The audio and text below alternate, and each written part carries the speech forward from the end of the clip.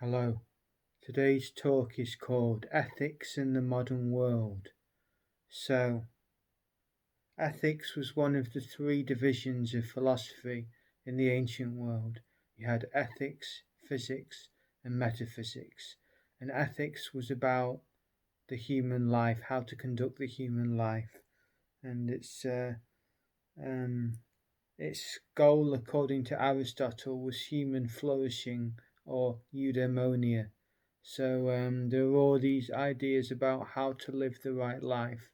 And for example, Aristotle in his Nicomachean Ethics talked about the importance of the mean, which means not having an excess and not having a deficiency of a certain quality, being in the center, being balanced, in other words. And Plato had his own ethics in turn, and then he got the ethics of Stoicism, which aims to eradicate um, eradicate emotion, basically. So viewing emotion as an instability and something to be avoided. But these are all ideas about what constitutes the right life, and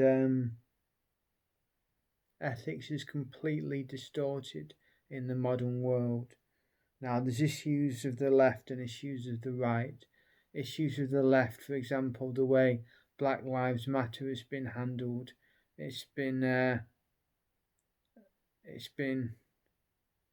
turned into a massive left-wing issue, and it's being incorporated in rioting and smashing things up just for the sake of it, like smashing up shops and stuff like that. And this is all under the banner of Black Lives Matter, and it's very worrying. And but this is seen as an ethical cause, and like defunding the police is seen as an ethical cause, and these are all widespread changes to our idea of what constitutes an ethical life. And on the right, a good example in America is gun rights. Now, conservative Americans believe that gun rights are part of an ethical life, part of the good life, and metropolitan liberals completely oppose that and think guns are evil and gun rights should be abolished. So we've got very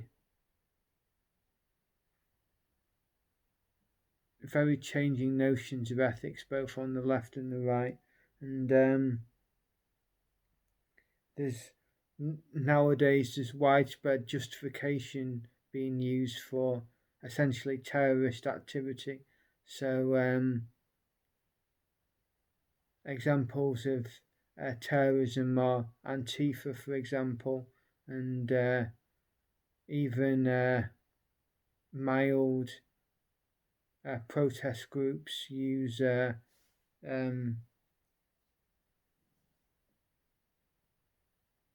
certain methods to try and coerce the population. And also beyond this, there's the idea of the terrorist state, and the terrorist state is when the state overuses its powers on the citizenry and tries to enforce order through the threat of violence or punishment. And an example of this is the harsh clamping down um, on COVID related things like the quarantine, for example. I mean, you can get phoned up about the quarantine and interrogated.